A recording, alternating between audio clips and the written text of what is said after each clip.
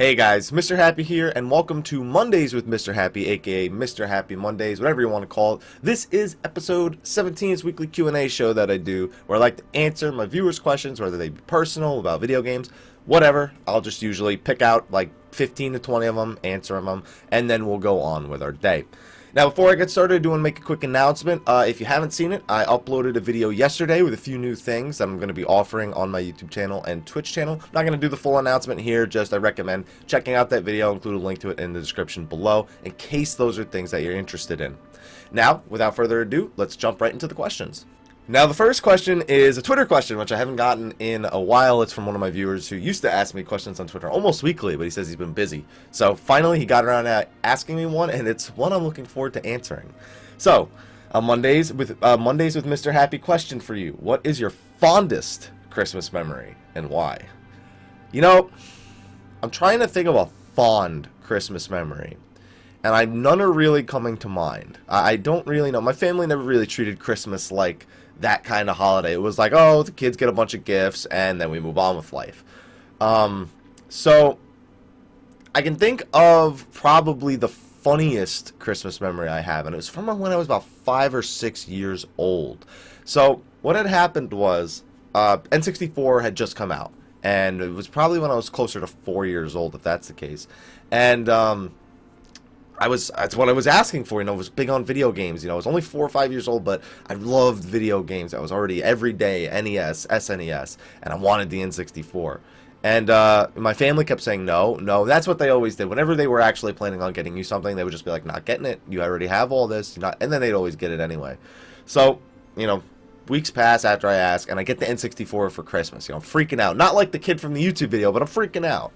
And then I'm start looking under the tree for the games, because I know what the games boxes look like. So I'm like, oh, which one of these is probably a video game box? Which one? I find it. So that's the next present that I open, and it's Super Mario 64. And I'm like, yes, that's the one game I wanted. And then my mother looks at me, and she says, oh, by the way, that's only a rental that has to go back in 2 days.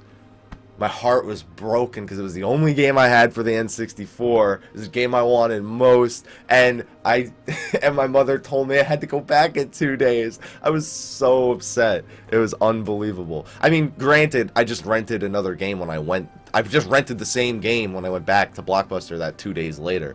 But at that very moment, being told that, it destroyed me because I didn't know if I was going to get to rent it again or if I was going to get a game at some point. But as a 5-year-old being told that your gift has to go back in 2 days, I can't handle it. But that's not a fond memory, but it's a funny one at the least. I should have known I was going to get this question this week. Hey, Mr. Happy, question. How do you feel about Square Enix's shit announcement of Final Fantasy VII for the PlayStation 4? Now we can enjoy upscale PlayStation 1 graphics at a higher resolution. Holy shit. Get hype, you guys. It was hilarious. See, I'm somebody who I don't care for a Final Fantasy VII remake. So when they did that, I was just like, no, they aren't. It's just a port! Oh my god, people are gonna be so angry. And people were very angry. So, I'm not buying it. That's the bottom line. I am not buying that game. I already have it for the PC. What do I need it for the PlayStation 4 unless it's a legitimate remake? So, throwing that one out the window. Next question. Hi, Mr. Happy1227. I want to get Final Fantasy XIV, but I'm not so sure on the details. Do I buy A Realm Reborn or Heavensward when it comes out, or both? So, A Realm Reborn is now considered the base game, similar to how World of Warcraft, you have to buy the original version, and then you have to buy the expansions afterwards. So, pretty much, my phone just vibrated, it bugged me out. So, pretty much, you'll have to buy A Realm Reborn, and then you'll have to get Heavensward on top of it.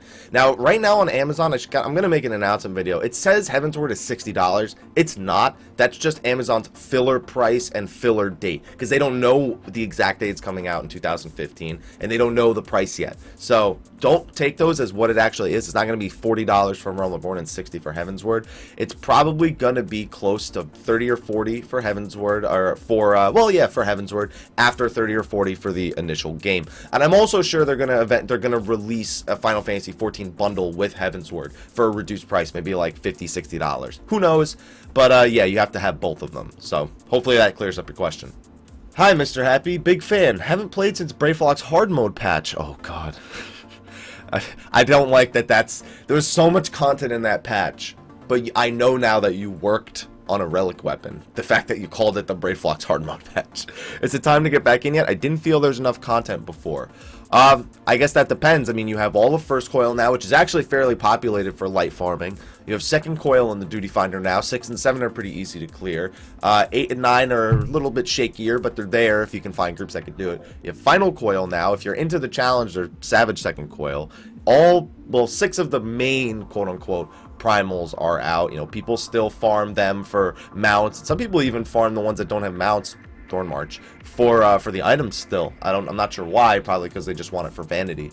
And then there's quite a lot more things to do, and I'd say that if you're looking because there wasn't enough content, I guess I don't know what you mean. End game content, like did you finish the raid super quick and then you were bored? Were you not interested in the raid and there weren't enough other things to do? If that's the case, you might want to wait till 2.5, because in 2.55, in the second half of 2.5, there's going to be the gold saucer, which is going to have chocobo racing, triple triad, a bunch of mini games. That'll be good for people who aren't hardcore raiders. That'll be like one of the big attractions for non-hardcore raiders, just for fun casino-like place.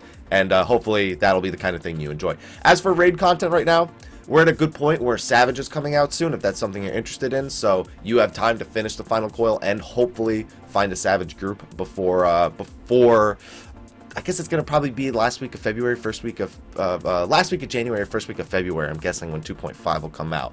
But I guess I can't really answer that without knowing more specifics. That's the best answer I can give. Alright, we got a little bit of a long one right here, so let me read it through. I have a question about the current dungeon loot system. Now, how it currently works is that we have various high-level craft materials as boss drops along with pieces of armor. I was wondering, would it be better to just put those crafting materials in the treasure chests found off to the side? The treasure chests serve zero purpose other than minions in a few select chests, and only drop potions that often have zero relevance in the endgame, because X potions and high elixirs get progressively worse as newer patches come into the game. Give this man a medal, because I might not go on the official forums of Reddit that often, but I've never seen somebody recommend this. So I'm sure it's happened before. Yes, put the friggin' crafting materials in the chests. Stop giving us them off the ball. I'm tired of beating an entire dungeon and getting only Dalamud Popatos. That's all. I just don't want that anymore. So yes, I think that would be better. I think that's a good suggestion. Hopefully it happens. Please. Hi. Alright, we have 2 questions here apparently. I'm gonna have to click read more because wow, okay. First question, how do you feel about the way weapons look in this game? For the most part, I find them okay, but there are a lot of weapons that just feel big and glowing. As a Final Fantasy XI player, it feels like they are trying to copy WoW too much. High Alligan daggers look like swords. Cortana looks like a great sword. The Excalibur pick they showed, what's with all the gold on the blade? I mean, that isn't practical. I enjoyed the weapons in 11 because they were standard weapons, but also cool. I'm trying to think back. I mean, there were a lot of little details that you couldn't notice on the Final Fantasy XI ones also, just because the game wasn't exactly the best looking game for its time. It was hard to appreciate some of the graphics, but most of the time you could notice the little things on the weapons. I know there are definitely some cool basic weapons. The elemental staves are a pretty basic thing, you know. It's just a few staves with an orb at the end that designates a different color depending on the element. It's basic, it's functional, and it still looks pretty cool. The samurai swords, the great katanas, they were just great katanas. Sometimes they had a different hilt or something which you couldn't even see because the person was holding it that way. The great, now don't get me wrong, some of the great swords basically came down to here's a giant blue great sword, here's a giant white great sword, here's a giant great sword. I don't really know the reason in terms of practicality. These are the ones you literally pointed out though are like the rarest of rare weapons, and in Final Fantasy XI, the rarest of rare weapons, you noticed when somebody had the rarest of rare weapons, like the High Alligan daggers looking like swords of Cortana. I mean, those still just kind of look like normal weapons to me. I mean, I've played MMOs, I've played games for a long time. I'm used to weapons having crazy looks and things like that. So I don't know. To me, nothing was really out of the ordinary. The glow itself is just the one thing, and that's really only on the relic weapons, the High Alligan weapons and the Alligan weapons and all that. That's technology that's, thousands of years old, and it all looks like that anyway, so it kind of makes sense. It fits the theme.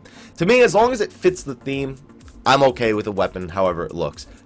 I'm glad we're getting new models next patch, though, for the relics, because these things are just getting way too glowy. And question number 2 from this person. I know you said in this video, which was last week's, that relic weapons need something exclusive to them, like Final Fantasy XI. How would you feel about an off-the-global cooldown buff damaging move? I'm not all for an additional move. I wanted to change a current move. I know that you're getting the idea from 11, and it's not this that they need it like in 11. It's just that if you look at any other RPG on the market, you know, pretty much almost any RPG has items with unique statistics. They aren't literally just int, strength, you know, dex. That's kind of just a normal thing for me. And that's not even going back to 11's relics. Go back to 1.0's relics that had special stats like that. So I would just like they said they're hesitant to do things like set bonuses and unique stats because they'll become mandatory. If you put it on potentially the hardest gear to obtain, it doesn't become mandatory for the raids because only the people who have done the absolute hardest thing can even get it. Now, as far as I'm concerned, that's practically people's requirement to enter stuff as it is right now. People are always just like, oh, looking for turn 13, no newbies, scrubs will be booted. Like, that's how it is anyway. What's the point in what's the harm in putting some awesome gear at the end from turn 13 on the weapons or something like that? I just want to see them experiment more with off stats on the items, but the relic weapons I feel are the perfect place to start with that, because we're going to be going into Heavensward soon. Excuse me if I'm getting a bit congested. We're going to be going into Heavensward, so most of these items are probably going to be tossed to the side anyway. Experiment a little, try and figure out, try and work on balancing it. Don't just do it internally. Give it to us. Let us play with it a little bit. We are as the players usually find things way better than the developers do. So if it's imbalanced, we will find out. Don't worry, we will help you, Square Enix. Just give us the time. And the next question, hey Hap, I thought it was about time I actually contributed to one of these. Seeing as you see the Zodiarcs in Ishgard 2.3 story. I'm assuming you mean the Asians in the 2.3. Oh yeah, you told me. The Asians in the 2.3 story. And we are going to Ishgard 3.0. Do you think 2.5 will wrap up with the Asian story, or will it carry over to 3.0? I'm curious as to what fight, if any, we might get. We gotta get a final boss fight. There's no way 2.5 doesn't have a final boss fight for this set of series. Like, I would be pretty heartbroken if we just had to beat Odin or whoever the primal's going to be for 2.5 and that's it, we're done. And there's no like boss leading us into Heavensward. So the Asians we're going to be dealing with for a long time. We're basically not going to wrap up any stories at the end of 2.5. The primal story is pretty much the only one, and that's not even going to wrap up because then we're going to have to deal with the primals in Heavensward. You know, we're not gonna. I just don't see us wrapping up the Asian story. We're not gonna wrap up the Asian story. We're not gonna wrap up the what's his name story, the Telegiata story. We're not gonna wrap up. We're pretty much just gonna. I don't know what we're gonna wrap up. Like, nothing's gonna finish. We're just gonna. It's literally just a continuing story into Heavensward, as far as I'm concerned. That's how it's starting to look like it's gonna be. So I don't know. I just hope they bring the 2.x series to a close in a good way. Huh. So I read this question before picking it, something I don't always do.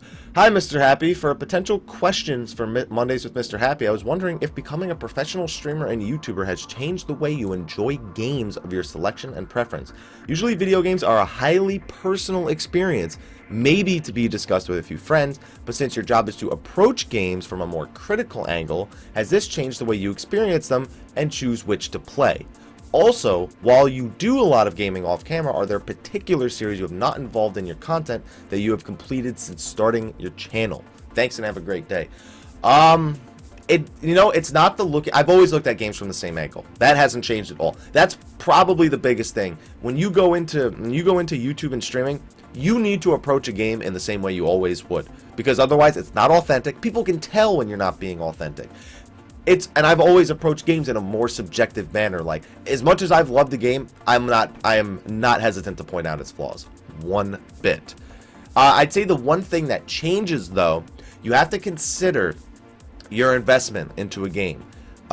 Did you buy this game for you? Did you buy this game to play it, to put videos on YouTube, to stream it? You have to sort of identify what the purpose behind this purchase was before you actually go about playing the game. Because if you bought it to play YouTube, then you can't not record it whenever you play it, because then you're just leaving people out. You can't, if you bought it to stream and you started streaming it and then stopped streaming it, like I've done that with a few games. I've realized that I bought this game to stream, but I'm not really enjoying it that much while I'm streaming it. I'd say that you calling it a highly personal experience is the bigger thing. It's more along the lines of sometimes it's difficult to enjoy a game because you are sharing it with everybody. And think about it if you were playing a game and you have a friend behind you who's beaten the game like 15 times and you're playing it for the first time, and he's standing there over your shoulder the whole time, and he's just going like, oh, dude, you should do that. Oh, dude, go that way. Dude, don't use that item, it sucks. I'm telling you, man, it sucks. Imagine that, but like way more people. Like that's what it's like uploading a game if you're not like the best at it, basically. It's totally normal. So it's hard to play a game for the first time on YouTube or Twitch for that reason, because oh man, the backseat gaming is just the realest backseat gaming. But you gotta get over it, because otherwise you're never gonna be able to do what you want to do. So that's just what I've been trying to do lately, and see how it works out. Alright, next question. Hi, Mr. Happy. My question from week 14, I'm waiting for an answer. Do you think Dark Knight will be evil? No, because we're Warriors of Light. So despite the fact that we're Warriors of Light and it's Dark Knight, they still have to be able to fit within the theme of being saviors, of being... Maybe the initial Dark Knight will be evil and then we'll make him good. You could never know. But Dark Knight was not really ever a thing that determined evil. It was always just where you drew your powers from. Darkness versus light, and that's a theme that Square Enix loves using a lot, so I'm not surprised to see Dark Knight. And do you think it'll be a good tank? I don't know, we don't know anything about it. You can't make judgment calls like that without knowing anything about the job. Yeah, we know it's like parry, evasion, and magic-ish, the powers of darkness, but you know, I don't know. I'm sorry, I just don't know. Next question from week 15. Hello, Mr. Happy. Do you have any intent on making a video about your thoughts on possible new skills? Oh, I did that. I literally did that already. So, yes, that is the answer. Question for next week. Do you like the idea of starting a new relic, or do you prefer staying with this one? Because I got to Atma and then I left it and then just bought the 110 weapon. Not sure I understand the question. Are you talking about going into Heavensward? Are you talking about like you started working on one relic but now you don't want to do it, so you want to start on a different one? I have two relics. I have one that's almost an Animus and I have one that's a Nexus. And honestly, I can't stand doing more than one of them. The fact that I am planning, to do a second one is, kill me now. So I'd say if you hated it so bad you could barely get past the Atma, just don't even bother. Alright, we have a question here from week 15. Hey, Happy. When do you see the end of the Garlean conflict? Right now it just seems to be on the back. See, this goes back to what I was just saying. I don't feel like anything is going to wrap up in 2.5. We're literally going to go to Ishgard for every reason why we started, like we did everything in 2.1. Nothing is going to wrap up. Maybe something will. I don't know. But the Garlean conflict, absolutely not. The Ascian conflict, absolutely not. Conflict with the dragons is kind of just going to start up. Conflict with the primals is going to continue. Like, I don't know what's going to end. I have no idea. So, I don't know when it's going to end. Maybe 4.0 will be an expansion where we go to Garlemald. Who knows? I think that's pretty probable, where we actually start making forward advancements on Garlemald with Ishgard behind our back. I got nothing. But we're going to have to deal with them again at some point. That is absolute. Alright, I blew my nose, so hopefully I'm not as congested for this next question. Hey, Mr. Happy, question from week 15. What do you think they'll do with Dark's tank stance? I don't want Square Enix to combine ratios of Shield Oath and Defiance in the future for new classes. Mostly because even though it's practical for balancing purposes, it also seems pretty bland or lazy. I have my own thoughts on what they could do with Dark, but since it doesn't have a base class, I guess anything is possible here. They're going to get more enmity increase. You know, it's impossible to really say what they'll do because we don't know what its ability. If we even just knew what its abilities were and not what its stance was, if it even had one, then it would be easier to determine. If it actually casts magic that uses MP, would be one thing. If it just uses these darkness powers, if it makes specific enhancements like the kisses, like it's just a lot of things we could speculate on, but we just don't have any base to go off of other than it's a tank. So I'm gonna not answer that yet, but I do understand your plight with thinking that just keep giving them this plain tank. They could just see, those are things they don't even need to do with no base class. They could just build the enmity and everything into the kit and not give it one of those stances, and maybe instead work on giving it some sort of other unique property that's not like Defiance or Shield Oath. So I feel your pain, man, and I completely agree. It would be cool to see them go about it with something different, and hopefully they will. You know, this question is something I've never seen somebody ask, so I'm glad they asked. Hey, Mr. Happy, I have a question I haven't seen asked. Yoshi P has talked about all classes and jobs getting new skills with the level cap raise, but I was wondering, since we will be hitting a new 5 and new 10 level respectively, do you think we will unlock one more cross-class skill for our jobs? Or in Crafter's case, 2? Yeah, sure, why not? It makes perfect sense. That's the way that we unlock them with jobs. We have 5 because we're level 50. Why not 6 when we're level 60?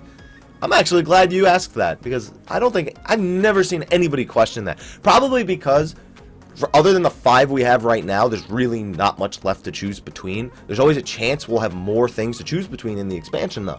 So, I like your question. Thank you for asking that one. Yes, I think we'll get a 6th slot, and Crafters will get Crafters will get 2. Crafters are getting new abilities, so there will most likely be more stuff to cross-class there. So, looking forward to it. Next question, Mr. Happ, I was wondering if during your college career if you ever failed a class, and if so, how did you handle it? Recently failed my chemistry lab and I'm devastated. I never failed any class, but I was also never a straight A student. That was always my curse going through all of high school, college, everything. I would always get 1 B+. It would always kill me on the inside that I could never get the perfect straight A record. But, no, I never failed a course, so I don't know what to tell. I do know I had a friend who went on academic probation, which is where you're only allowed to take a certain number of credits, and then if you keep failing, you go on academic suspension. So he honestly, it changed his life. It turned his college career around, because he wasn't treating it important. As soon as he started failing classes and going on academic probation, that's when he turned it around, and now he's one of the most successful people I know coming out of college. So I'd say turn it around and make it your motivation to never let it happen again. I mean, it depends. I don't know if you failed because you were, going out partying, or if you just literally ignored it. I don't know. But use it as motivation. I'd say that's the best way you could go about it. Use it as motivation to never fail a class again and get through college. My recording is almost at 30 minutes, but I know I took like 6-7 minutes out of that to blow my nose and stuff. So I should have still 4 or 5 more questions I'm going to answer this week. So the first one, question from week 15. In a nutshell, why did you drop Bard for Ninja? By the way, nobody minds the longer than usual. Okay, nobody minds the longer than usual video. As I'm talking about the length, I found the perfect question. Why did you drop Bard for Ninja? I was given the opportunity. I wanted to play Monk since the game launched, and when I went into the Titan Hard mode, Bard was the only job I had geared. It was the only thing I had a weapon from 1.0, it was just my best option going in. And everyone in there was like, okay, we need a Bard. And I was like, well, that's all I can play it. It's not when I have it set for my main for raiding, but that's what I'll play. And they said, good. From that point on, I was never allowed to look back. Never. Bard became what I was, what I wanted to do, everything.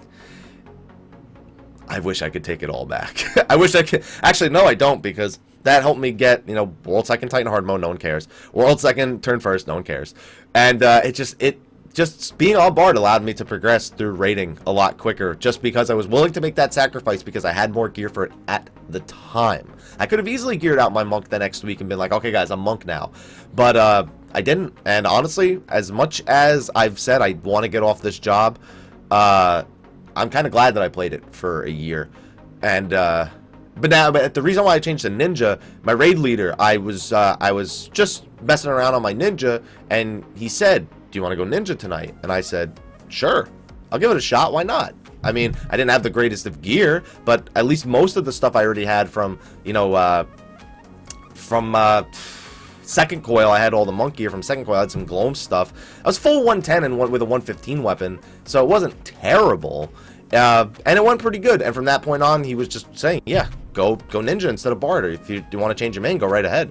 and I went right with it. So Bard's my secondary now, so you may still see me on it from time to time. I just finished my Nexus on my Bard, actually. But it was an easy transition because the accessories were all shared, and it was just convenient, really, that I had all the gear from it, and that my raid leader asked me if I wanted to go ninja for once. So I enjoyed it. It was a lot of fun, and I'm glad that I'm a ninja now. Alright, next question. Hey Hap, got another question. What are your thoughts on the initial gear for 3.0 will be handled? Do you think it will be level 60 with an item level reset? Or something like item level 50 where you have to be level 60 to wear? Item level 150 where you have to be level 60 to wear? I think they're going to keep going up with the item level. They're not going to like reset it. And they're going to go, you know, level 51 gear will be item level like 1 something. And then level 60 gear will be item level like... What I ultimately think might happen, you know how in 2.0 it was item level 55 stuff was like the Grand Company and certain dungeon drops or whatever. And then you had AK gear that was item level 60. And then you had the first set of Tombstone gear, which is item level 70. Then you had the raid gear, which is item level 90. And then the weapon, which is item level 95. I think if you just add a 1 to that, that's what it'll be like at level 60. I think it'll be like we'll have new Grand Company ranks and gear with item level 155 stuff. Then we'll have the dungeon gear be item level 160. We'll have the Tombstone gear be item level 170. Then we'll have the new raid gear be item level 190. And the final weapons from the 3.0 patch will be 195. That's total speculation, by the way. That could be total bull. I'm just saying that's my guess. I would actually like it if they took away item level for 51 to 60 and then reset it and then started going up from there. I don't know what that would really accomplish though, because ultimately people could calculate what the item level worth of the item is, even if it has no item level on. I mean, it's gonna have item level on it, even all items from 1 to 50 have item level on them. So yeah, I think the item level is just gonna continue going up. They're not gonna reset it at level 60.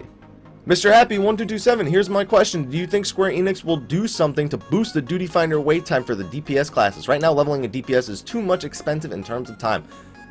They just released Ninja. Honestly, before Ninja's release, I was leveling a monk on an alternate character. I would have 6-minute low-level Duty Finder queues. 6 minutes on monk at level 32 at a 6-minute queue on average. Ninja came out. Rogue and Ninja, I should say. 2 hours. So it's really just because everybody's leveling Rogue and Ninja. This happens pretty much whenever a new DPS...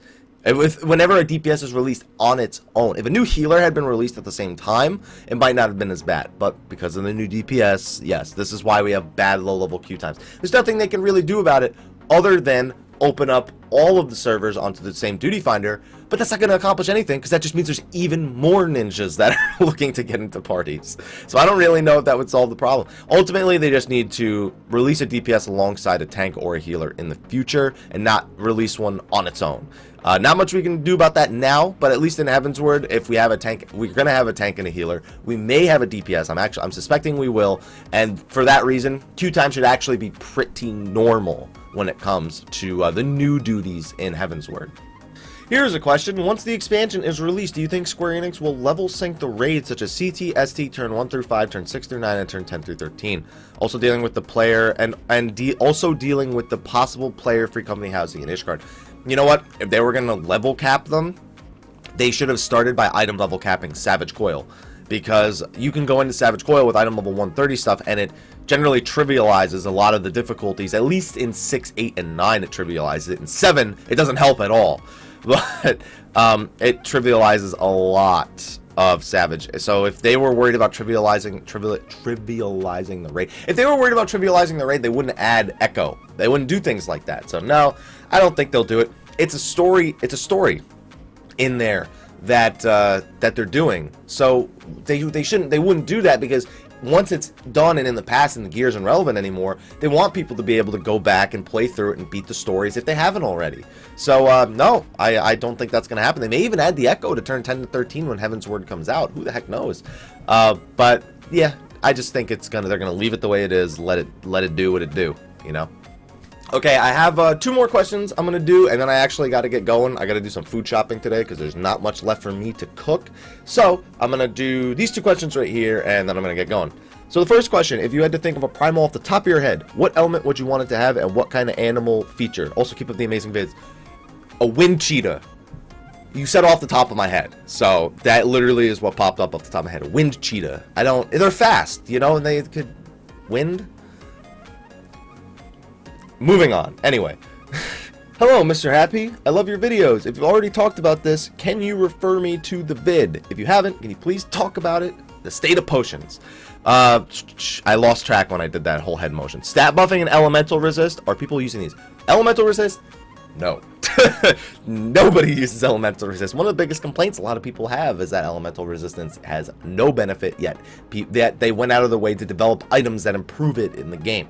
As for stat potions, oh yeah, people use them. I've gone through hundreds of them since 2.4. Hundreds of high quality X potions of dexterity. Yeah, it's a huge increase, even if it's only for a short time. When you're doing serious like raiding, you should be bringing pretty much everything you can. Potent poisoning potions, X potions, foods, everything.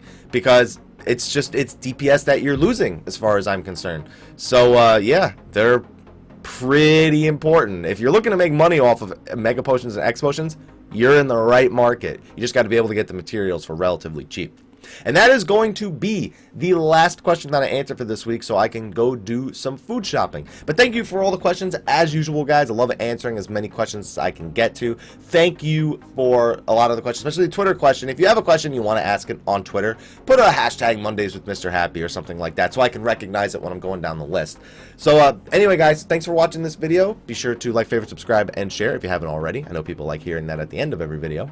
And until next time, guys, take care.